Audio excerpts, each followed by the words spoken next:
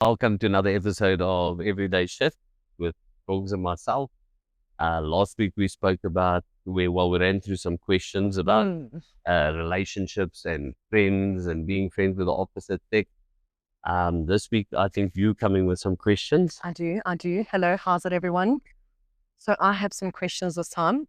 I feel that I'm going to do a little bit of a mixture. So I think we've spoken about relationships a decent amount. Okay. So I got some questions, and I think let's move away from relationships. Let's do both, actually. Yeah. Because I think it's a little bit of both. 100%. Before we start, how was your week? Good. Very busy, very stressful. I've had a lot of change in my product this week. So it's been a lot of changing wording, changing websites, changing everything, trying to decide what our next set of clientele is. So it's been very stressful in terms of that. Which personally, it was good. I went to gym every single day this week instead of 4 clients. So happy about that. And yeah, I didn't play any paddle this week though, which was shit. So shit. How was yours? Also started a new routine, getting up 5:30 every day, making sure to do a workout as well every day. Because I tend to postpone the workouts until I can find time, and then my day gets crazy, and then I just never get to it. And I'm like, and also I'm in this thing of trying to get to bed before midnight. Oh yeah, you go to bed so late. Oh That's my the word. problem. I've been more successful this week in getting to bed. Wait, so what did routine look like before that? I would generally go to bed about anywhere between 1:30, 2:45, and then I will wake up at, let's say, about 6:30, 7:45, and then obviously That is not healthy. no, it's not. That's why I am trying to change it, because I do think that there's some health benefits to it. Secondly, I'm a bit scatterbrained, I feel, at the moment, and I wonder if that hasn't got something to do with it. So I'm trying to do the whole, let's go to bed early, let's wake up early. Well, early. I mean, Yeah. that's so very loosely. Oh, when I used to go to bed at 3 in the morning, that's early in the morning. Did you manage to go to bed every day before midnight? I think one day I didn't. One day, Okay. because I have things in my house, lights and stuff that switch on and off by themselves, and a lot of them go off by midnight. So if I am busy doing something and I see a light go off, then I'm like, it's midnight. I should have been in bed by now. Okay. But yeah, so Oh, like things on timers, whatever. Yeah, Not yeah. ghosts. He doesn't have ghosts. No. Well, if there's people trying to break into my house, it could be good. But yeah, timers. And then so I've been fairly good at it. The thing is, I can fall asleep quite easily. It's getting me to go, what's your head Actually down? get to that point. 100%. You're like a toddler that has FOMO. Like, Yeah. I just want to be awake for everything. And that's the thing, because like I will start and I'll, let's say for instance, I'll start on TikTok. And then I'll just go. And then I'll see something on TikTok and I'm like, let me go look for this. Like, I like these pair of pants. Let me go see if I can find When you that go pair of down pants. like rabbit holes, do. rabbit holes. I do. And then when I'm again, then I'm like, why are you shopping at 1 a.m? Put the phone down, go to sleep. Because the thing is, the minute I put the phone down and I actually put my head down, I've worked it out less than 2 minutes and I'm gone. You need to try and put the technology away 1 hour before going to bed. That's the thing. You see, the only thing is, I've also been trying to sort of like leave the technology to the last of the day, so that I don't get caught up during the day So when you're I'm more supposed to be productive on it. because otherwise, like, I find like I'll be like, I used to always be like in the morning, let's go through all the social media, blah, blah. And then I just started realizing that I'm then getting caught up, and before I know it's 10 o'clock. When I'm like, leave all the social media till later this evening, then you can, but as you say, maybe later this evening be 10 o'clock. Hey, I mean, don't be hard on yourself. You're finding new routes. Yeah. So it's fine. For me, it just sounds crazy because I go to bed at 8. Okay. I'm not even joking. Like, I love going to bed. It's my favorite time of day. Okay. Love sleeping. 8 is only reason 8 is like a little bit early for me, just because I'm like, there's still, the night is but an embryo. I'm like, I said, there's plenty we can still do between now and whatever, but I get it. What? Um, What do you want to be doing on a work night between 8 and 12, But other like- than shopping online? Socializing, I guess. Yeah, okay, look, if I'm at paddle or if I'm out, whatever, I don't go to bed that time. But if it's just me at home, I eat dinner by 6. And yeah, I chill a little bit. And by 8, 8, I'm in my bed. Yeah, like even when I'm not out, then I'm like, I've got my dogs. Then I'm like, I've got to spend time with these. And then I'm like, the longer we stay awake, the more time we have. Okay. although they They just sleep sleep anyway. anyway. So Okay, so you're back into some sort of routine yeah, the rest of the week? it's been fairly busy-ish work-wise. Not crazy. Housing side a little bit more. Is But it a time to buy? Is it like a buyer's time now? definitely a time to buy. Oh, is it? It's a buyer's market. We've got more stock than we know what to do with, Okay. and we've got very few people who can afford to buy, or Why very few people is looking to that? buy. Have people immigrated? Have people lost money? So the biggest thing I would say is obviously when COVID came, they dropped all the interest rates to stimulate the economy. Now, a lot of people, like either to you and myself, it seems common sense that if I can afford this, I don't buy there. I buy A yeah. little bit under in So case that there's what's in. But a lot of people, obviously, during COVID, when the interest rates were really low, they bought and they were probably at the critical. and it was at like 8 then, or Yes. something ridiculously low, yeah. And then suddenly what you find is when the interest rates start going up, which we all knew was going to happen at some Yeah. point. If you didn't get yourself a fixed rate, you were, yeah. And also a fixed rate is only for a certain period of time as well. Not to mention that I think they weren't really giving fixed rates out because of the Yeah. fact that they knew that it Yeah. was at like an all-time low. Yeah. So anyway, so I think that's where a lot of people then started running into trouble. So that's why there's a lot of stuff and people immigrating. And then the biggest problem is there's been so much economical downturn that people things are costing more. There's just so much less. I've really noticed that some people have just changed to renting now. Yep. It's like Renting. it's not worth it. The maintenance, the this, the that. They're just like, I'm just gonna rent. And people are just nervous as well because nobody right now knows if they still got a job in them. Because I know of so many companies that are currently doing 187, We don't live in a very certain place. That's the problem. 100%, and it's because of like just general the bad running of the economy. I mean, the interest rates. Once again, I get it. We need to fight inflation, but the problem being is as well with the interest rates is you're killing people. Then they want to push the VAT up, which kills people. Oh even yeah, more. they stop that. Because the point is, people already don't have enough money to get through the month.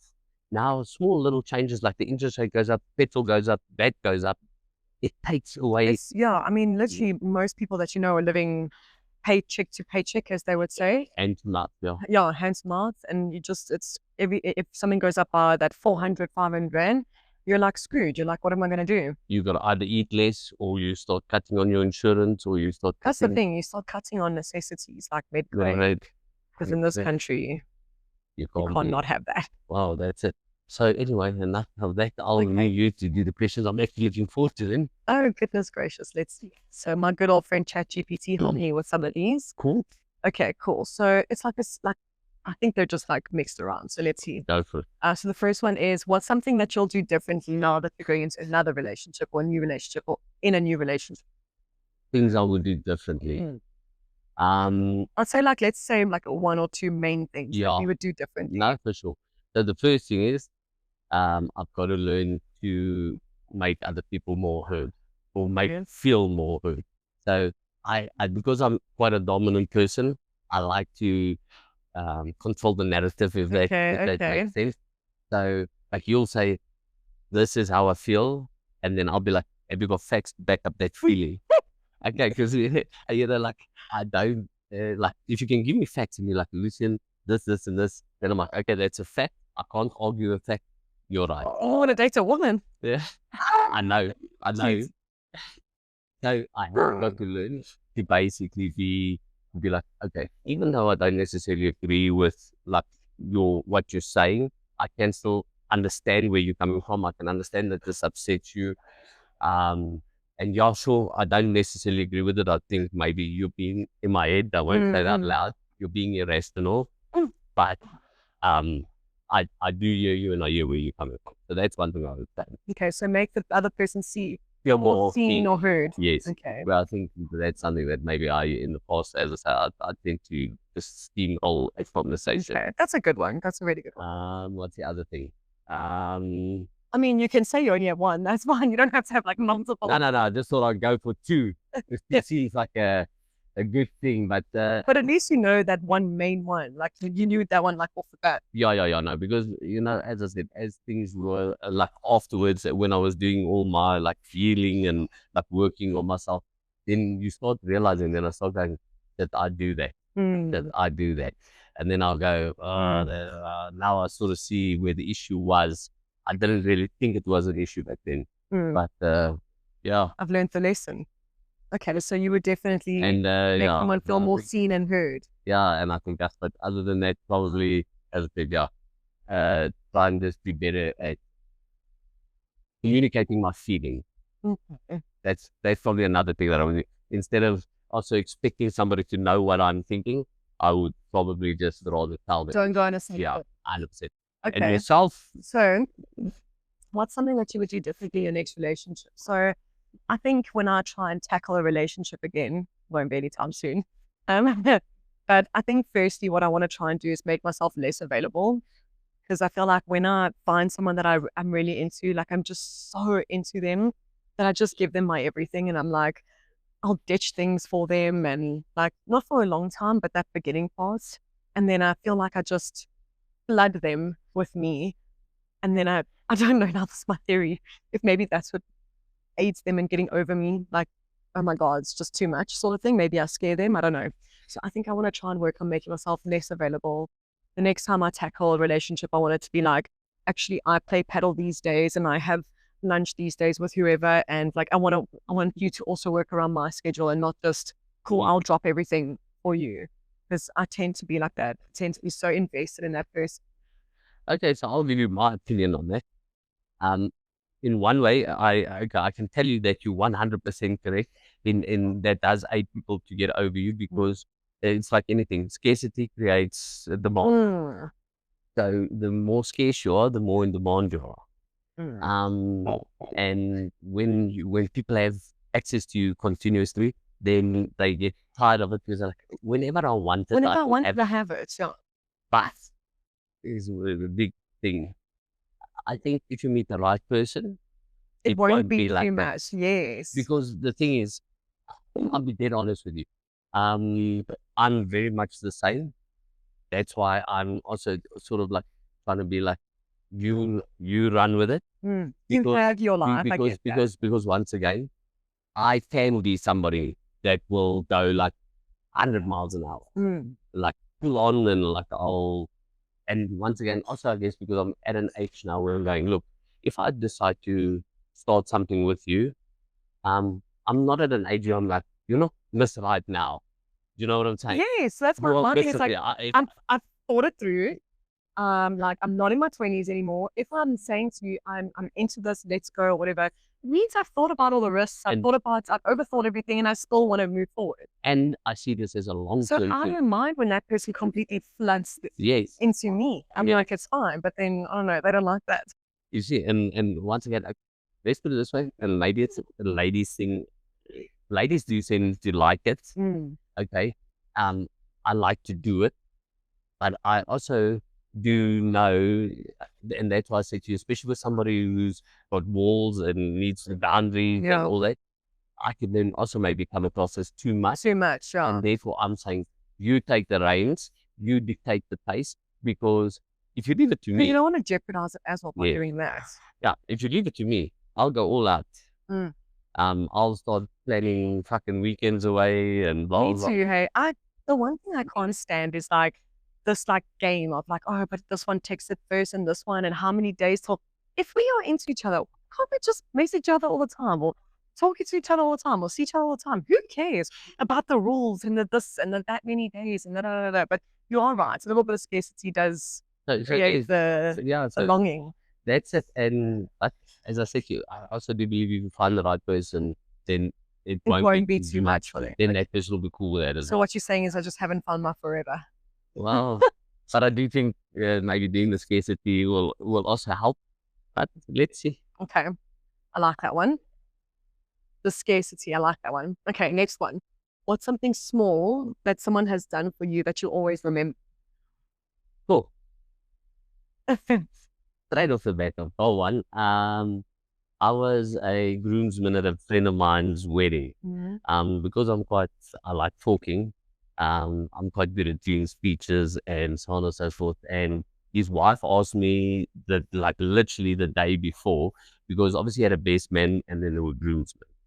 And his wife asked me the day before, and she was like, will you do a speech tomorrow at the wedding? And I was like, okay. Anyway, so then the morning of the wedding, I got up early and I started just on my phone typing stuff or whatever. And I did a speech and it like had everyone in tears and it was like a really great speech. And his father came to me afterwards and he said to me, he said, thank you so much for the kind words that you spoke about my son. And it actually got me a bit Yeah. emotional. In your feels. Yeah. So anyway, so that's like when you ask, that's something that comes to mind. Okay. That's a good one. I didn't have one that came to my mind. Honestly, I really didn't. I've had like, I don't know, I thought about like, like I was in hospital recently. Okay. One of the things I thought of straight away was that, like, now when I asked it, was that like my family and my friends, everyone came together to have dinner at the cafeteria at the restaurant instead of like a takeaway or this or that or whatever. And it was like a Friday and everyone had plans or something like that. And then everyone decided not to have their plans anymore or whatever. And they said, okay, well, let's just go have dinner at the hospital. And they got me out of my room with my drip and everything like that. And then had dinner with me at the hospital. So I thought that was pretty nice. I think it's more significant to me because that day I was seeing someone and that person had made like no effort to actually be with me in the hospital and things like that. So that when they all pitched up to have dinner at the hospital with me, I was like, oh, that's so cute. So I'd say like that's one of the things Okay. that I remember. Nothing that great, but Hey, you know what? One day you look at it and it will be something significant. Yeah, 100%. Those are the things that count, right? 100%. Okay, awesome. Next, what's something that you've always wanted to try but haven't, and what's stopping you from doing it? Once again, yeah, you're asking questions like you know me. Get a tattoo. Really? Yeah. Okay. And the thing that's stopping me is not wanting to disappoint my mother. I've been dying to like get a sleeve. At the ripe age of 41? 42. So like I've been dying to get like a sleeve, and like whenever my mother like gets wind of it, and she's like, please don't do that. Like you're gonna mess up your body. No. And then I'm like, Oh, no, I'm like, stop. I just can't. And then like the other day I was having a chat to her because I was like sort of testing the waters again, and I was like, and she's like, have you got a tattoo? And I'm like, No. no. And she's like, have you? And I'm like, no. And then she's like, are you sure? And I'm like, yes, I'm sure. But yeah, so like I always say to myself, I'll probably get my first tattoo once my mother passes. But I'm hoping that But she lets up before then. no. I'll just, once again, the way I look at it, I should probably just do it and then she'll get used to it. Yeah, what do they say? Ask for It's forgiveness, easier not to permission. that's it. It's easier to ask for forgiveness than it is to ask That for is permission. wild. A tattoo. Yeah. I think that's so And wild to me yourself? because I'm covered in tattoos. Is it? Yeah, I got like on my arm. I got all over this arm. Got on my feet. Got on my back.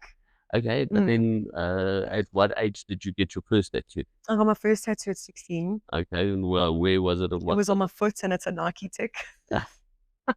I have sort of noticed that you're a bit of a Nike fan. Yeah, I'm a Nike fanatic. Like I love Nike so much. I only train in Nike. Like it's just, I just love the brand so much. From like when I was in grade 4, I went to go play a netball match. My mom bought me my first pair of traditional courts, and I just fell in love with them since then. And yeah, literally, she said since that time, I've always just asked her for a Nike every single time. Okay. And as an adult, it's the only brand I like support. And I hear you say it like the Americans say it, Nike. Nike, yeah. And then I go, because my argument always, I go, it's Nike. And people go, no, it's Nike. And I said, okay, take the N away and put the M there. Is it Nike or is it Nike? It's definitely Nike. You are right. But then I saw that what happened was like in 2010, it was actually quite recent, like 2010 or somewhere around that time, Nike then bought the patent rights to Nike. Okay. Because everyone keeps calling it Nike. So it's like technically both now, but you're right, it's Nike. My dog's name is also Nike. Is it? Yeah. Everything in my life is Nike. Well, hopefully Nike, if you're listening. Listen, Nike, will you sponsor one, girl? Yeah, yeah. You are definitely a... I think they can either sponsor me or sue me. Yeah. I'll tattoo the TM. Yeah. So that was my first one. Okay. And then, yeah, from there, it was just like every 2 years, I'd maybe get one or whatever. And then like 3 years ago, I got like the half sleeve sort of thing. Okay. And what is your favorite tattoo? I have one here that's like, it's a compass. Yeah. And then it's a clock also that points on a 2 and a 1. Okay. And then it's a protea. And it's with me and all my friends and my cousins and my sisters. So it's all of us all together that got one. And it's actually that we met in South Africa. So that's the Protea. Okay. And then the compass is that half of the people have immigrated. So it's no matter where in the world, we'll, always be mates. And the 2 and the 1 is that we all met in 2001. Okay. So that's like my favorite one. Yeah. Okay, cool. Yeah. There was one other thing I was going to ask you about the tattoo. Are you planning on going full sleeve or is the half sleeve? I am planning on going full because I have like here and here and here, but it's not a proper sleeve. It's hard to show now because I got long sleeves, but it's like little vines or whatever. So very tiny needle. And also you can see a lot of my skin in between. Okay. So it's not actually a full on sleeve. It looks more like just like a run through, if that makes sense. I don't want like a dark full sleeve, anything like that. Okay. Yeah. So Yeah. the plan is full arm and full leg eventually. Have you got one leg that you've already started? No, Oh. just the Nike. So that's the start and we'll work Yeah, up. we'll work Start up it from from the there. bottom now. Yeah. Yeah, so a Okay. tattoo, that's how when you're like, just a tattoo, like that's wild to me. I've spent so much money on tattoos. Yeah. No, well, as I said, hopefully at some point I'll just brave it and deal with my mother's disapproval. Oh, she'll love you no matter what. I know, sure. And the funny thing is also, I know that once I get it, it'll grow on her. And then, Oh, and 100%. then she won't be so anti. My mother hated mine as well. She was like, oh my God, you look like you're supposed to be in a prison. And then like now, years later, she's like, they're so cute. So you never know. Okay, next question. Sure. What's your hidden talent? What's the hidden talent that you have? Sure, I used to have, maybe not have anymore. So there's not very hidden because you can't do it anymore. No, I've given it up actually. I could, Maybe like a hidden talent, like something that people don't actually know that you're very good at. that people don't know I'm very good at. I'm quite a good baseball player. Really? Yeah, you see, no one would see that coming in South Yeah. Africa. Yeah, I'm quite a good baseball player. So that's maybe something people don't know. But when I say I had hidden talents, maybe I could drink like a machine when I used to drink. Yeah, I could go days on end without stop. Really? Yeah, like a lot of people, like I've got friends that drink heavily, as in they'll drink me under the table every night. But tomorrow they'll be hanging like crazy, and I'll be like, let's go again. Yes, that is it. Oh, depends, yeah, I guess so. I And think yours? God, I get bad hangovers because, oh my gosh, it'd be even more a drug. I mean, I'm not drunk, but like, geez, no, thank God I get hangovers. Hidden talents, mine is that I can actually drift a car. Drift a car. Yeah, Okay. it's like, I don't know, it's a very useless talent of mine. Like, I can reverse park anything, Okay. and I can Even drift a car. off-legged. Yeah, man, I'll do it. My dad is an auto electrician. Okay. Very passionate about cars and whatever. So growing up, he's got no sons. Okay. So growing up, like I was always like involved what he was doing and things like that. So taught me how to do a handbrake turn and taught me how to reverse park and taught me how to drive like a truck, like everything. Like he just was like always like, well, I guess you're just gonna be the one. Okay. So yeah, and then he used to drive like this massive Pajero that he would ask me to like reverse park into like the side of our driveway. So I just it's just like a hidden talent that I have. And then where did you learn to drift? Obviously through your dad, I Yeah, assume. through him. But so like one day he just got in the car and he was like, okay, now we're gonna drift, or Yeah, like literally it was just with him, or sometimes it'd be like a dirt road and he'd be like, just, and then it was just like something that sort of came naturally.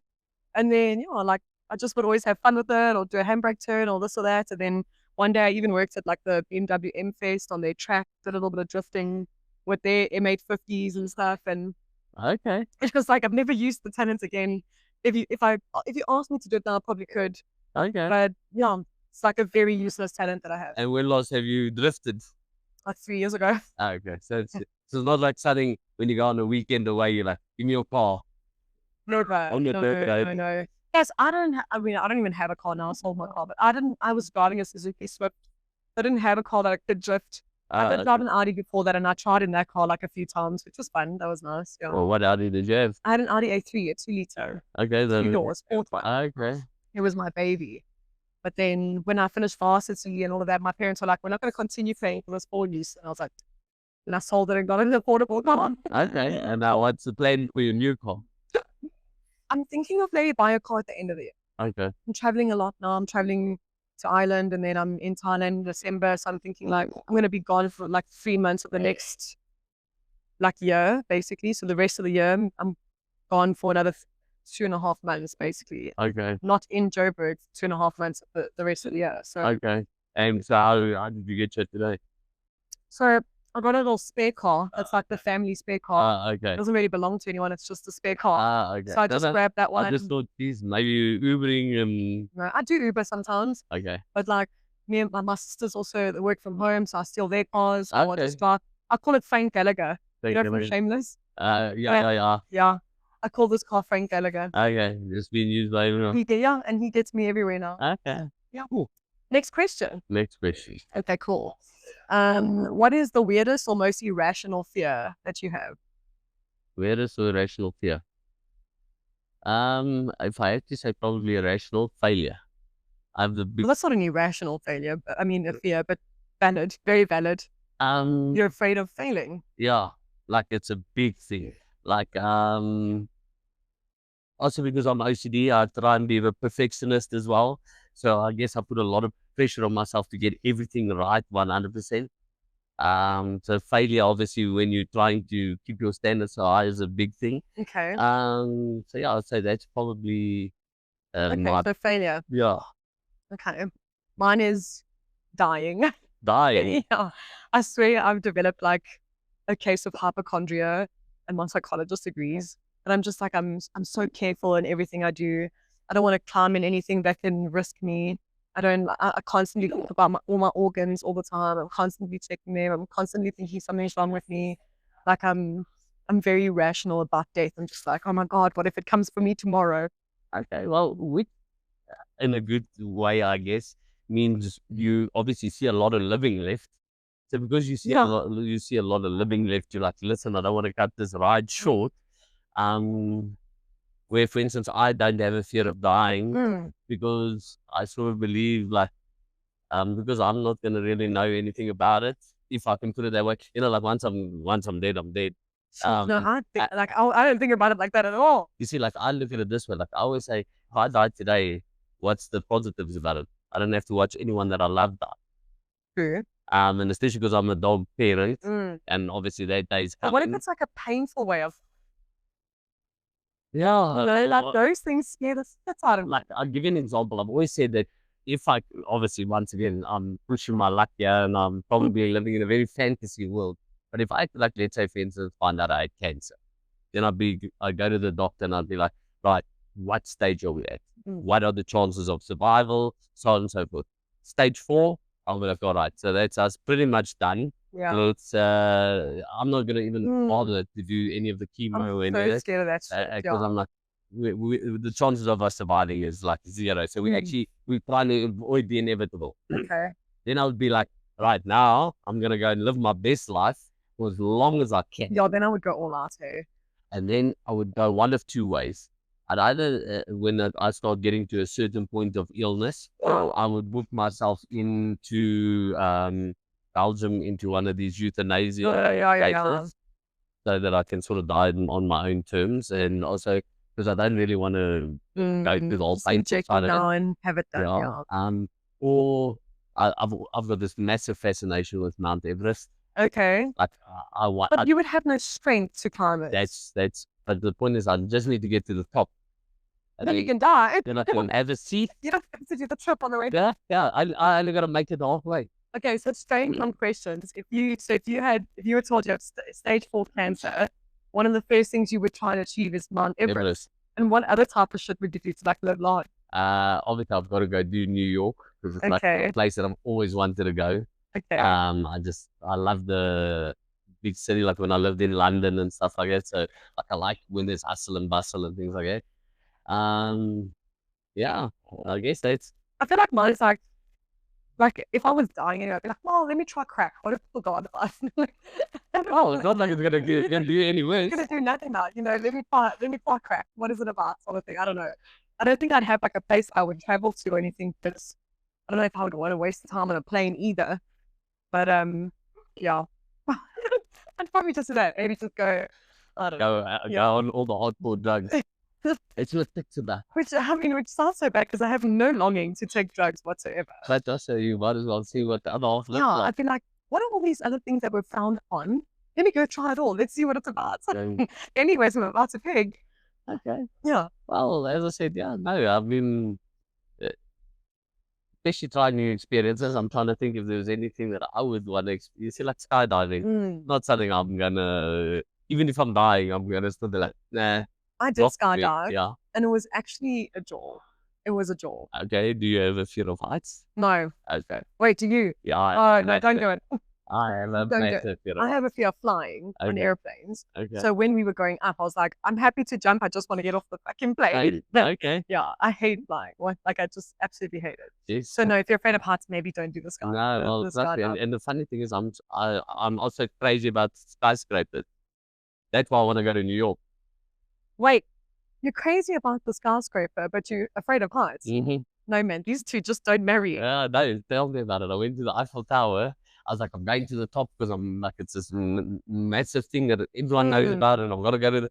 And I got to the second level, and I was like, ah, Humble yourself. this is fine. Can this get Hold stop on. running? Hold on to the Yeah. side. I promise you'll see a photo. Don't show it. You'll see a photo of me. I was so awkward standing at the Eiffel Tower. Take the fucking photo.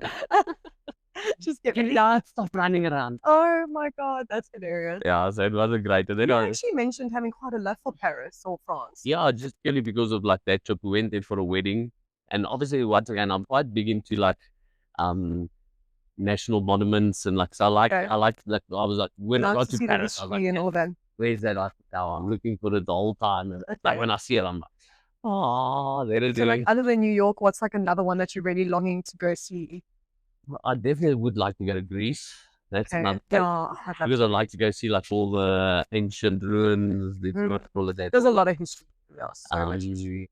That the Great Wall of China. I'm not sure if I really want to see China itself Yeah. because I'm a fan of cats and dogs.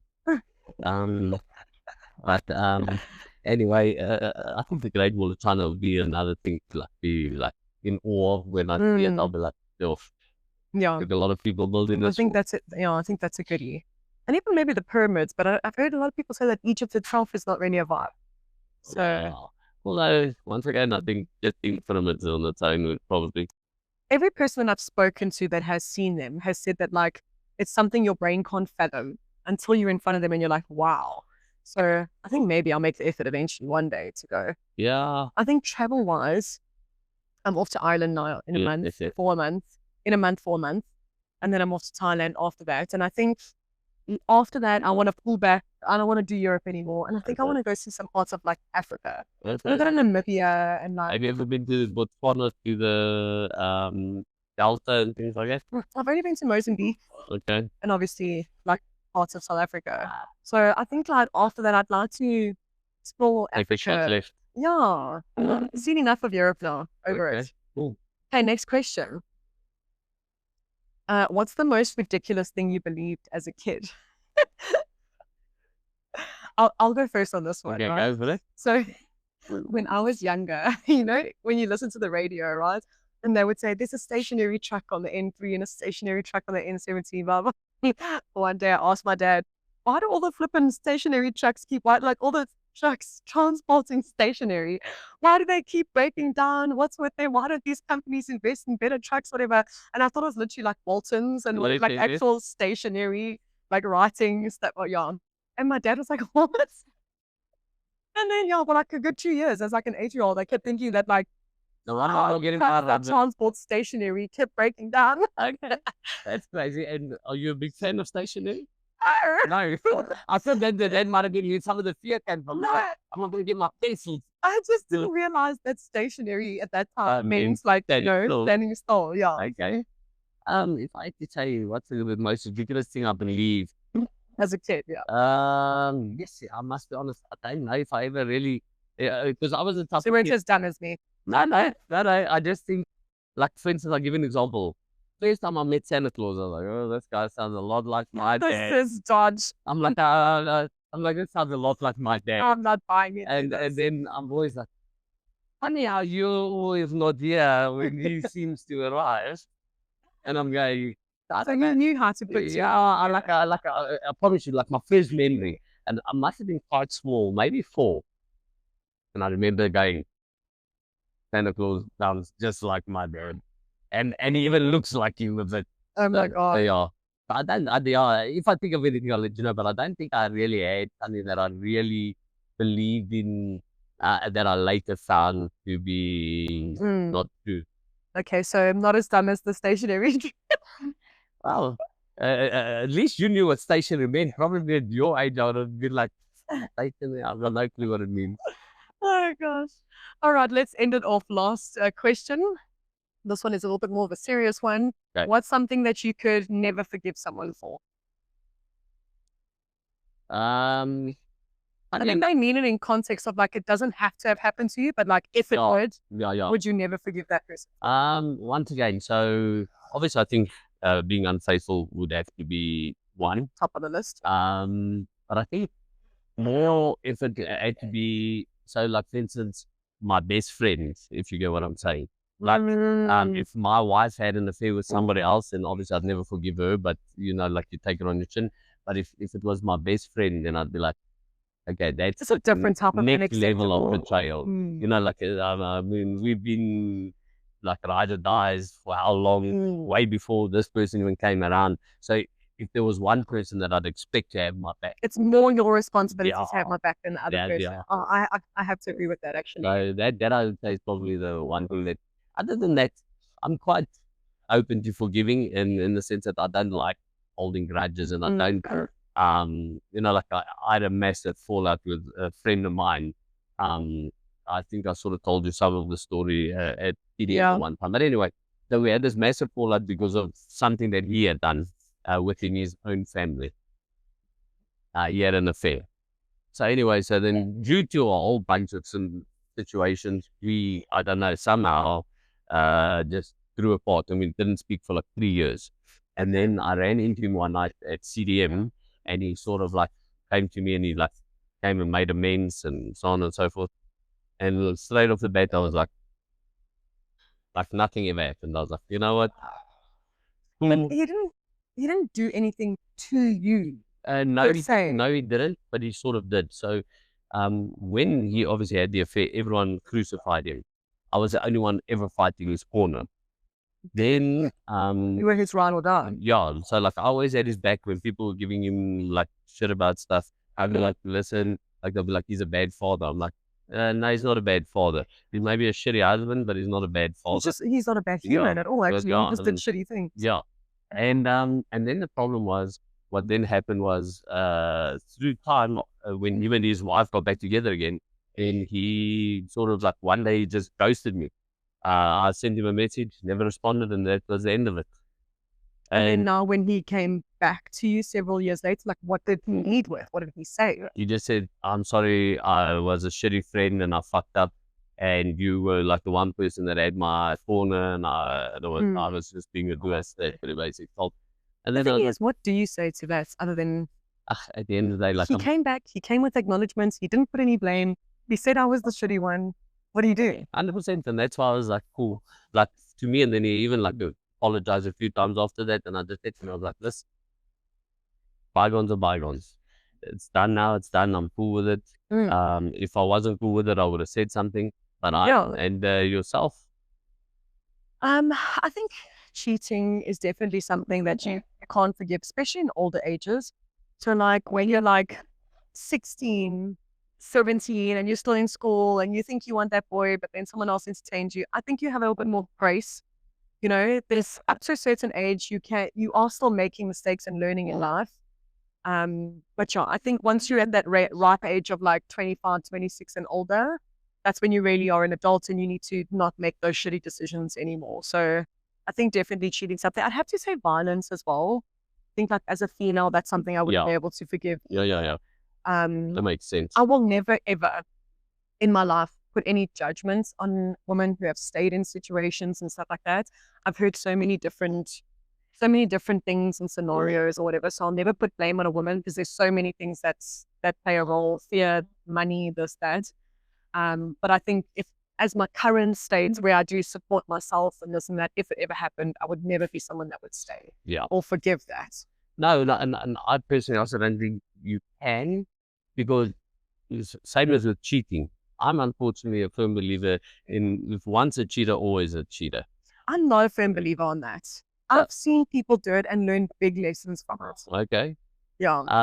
For me, it's just the first time is always the hardest because it's a time when you're doing something you're not used to doing.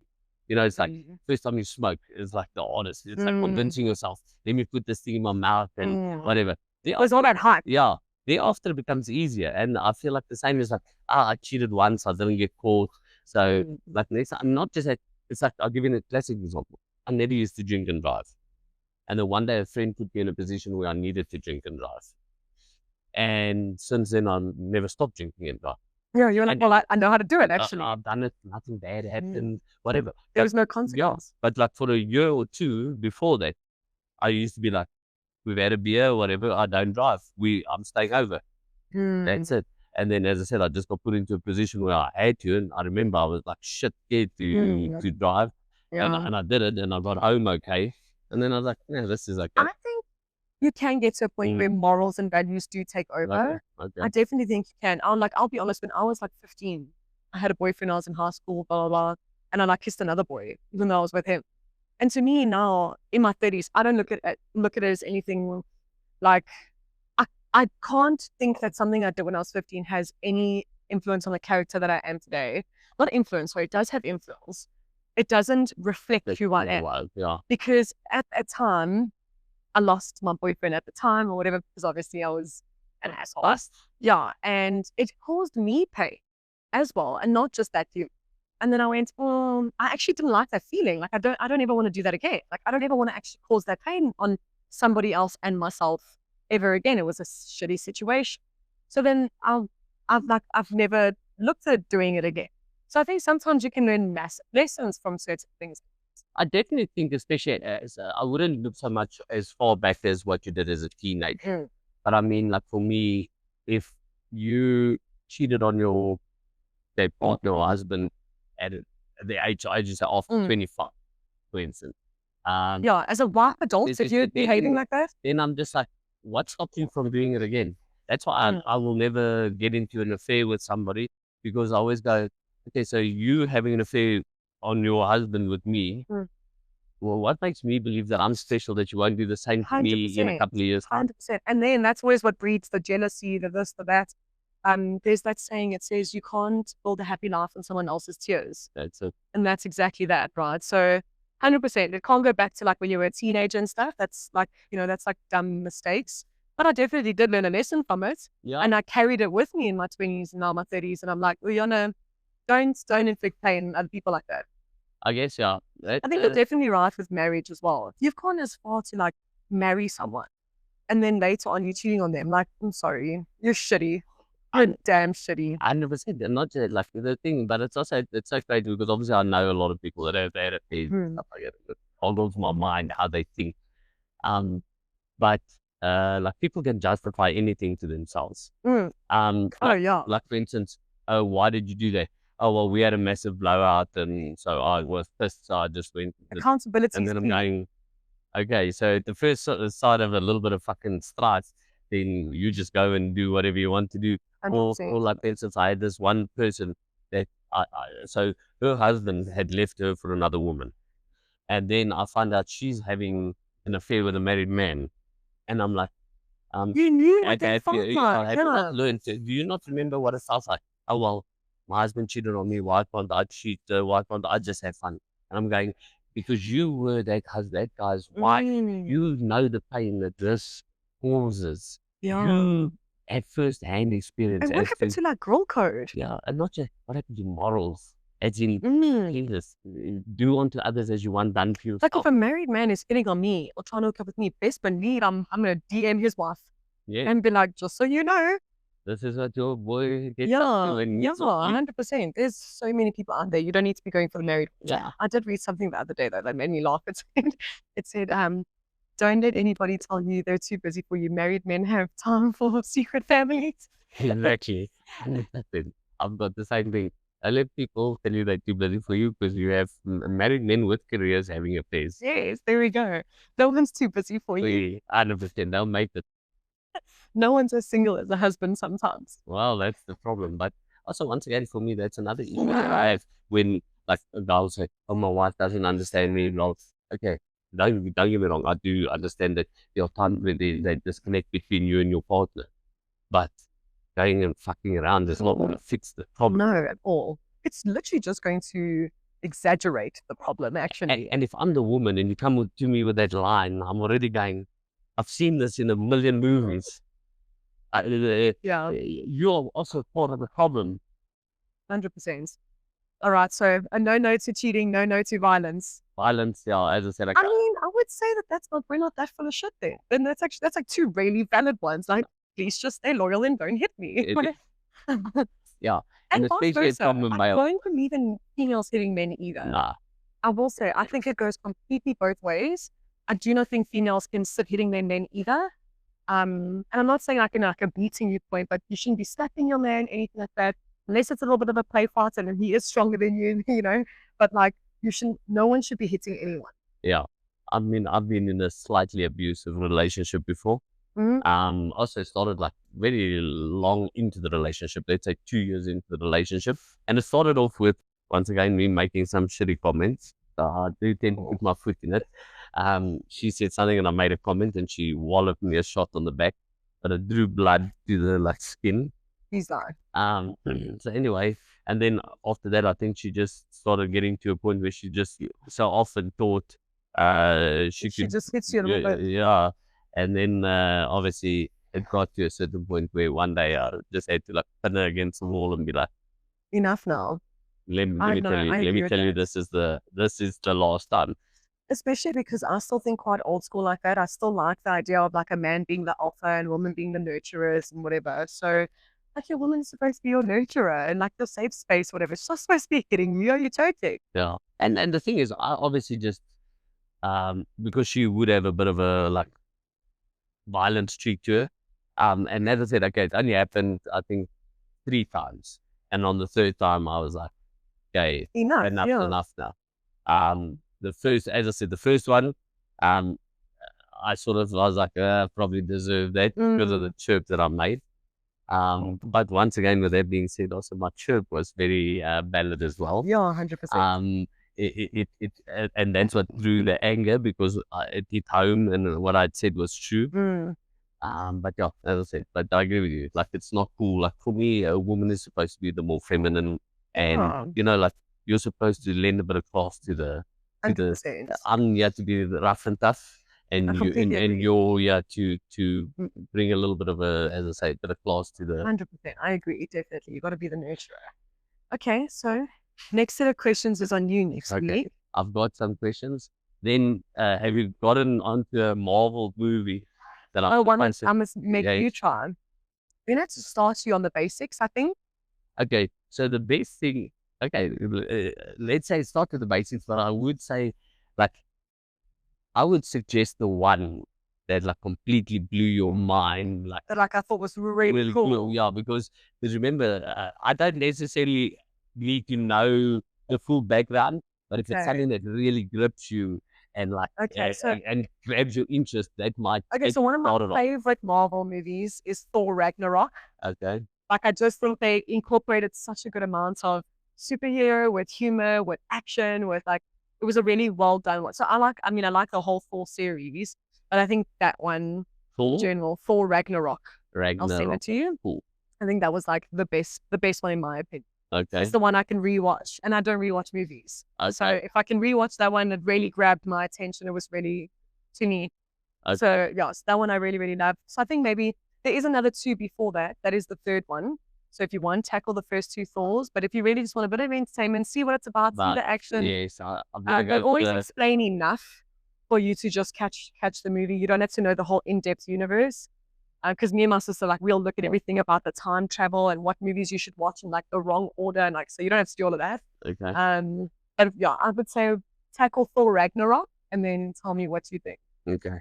And my one documentary, right? Okay. Keep sweet, pray and obey. Keep sweet, pray and obey. Yeah. Okay. So this is the premise. It's about the Mormons church. Okay. Okay, so obviously they're allowed to have as many wives as they want and so on and so forth. So it just shows you what happens within this church, how brainwashed people get, the craziness. It reminds me of like Scientology as Yeah. well. Yeah. Yes. So it's very much like it's a cult. I'll say it. It's culty. Okay. No, it's not culty. It's a It's a cult. cult. Okay. Okay. I mean, like the one guy, he's got like 123 wives. Each one of them has to kiss him every night. They queue down the corridor to kiss him. Then he has like 400 children. No, man. So That's ridiculous. when I just hear that, then I think that guy can't even pull out of his driveway.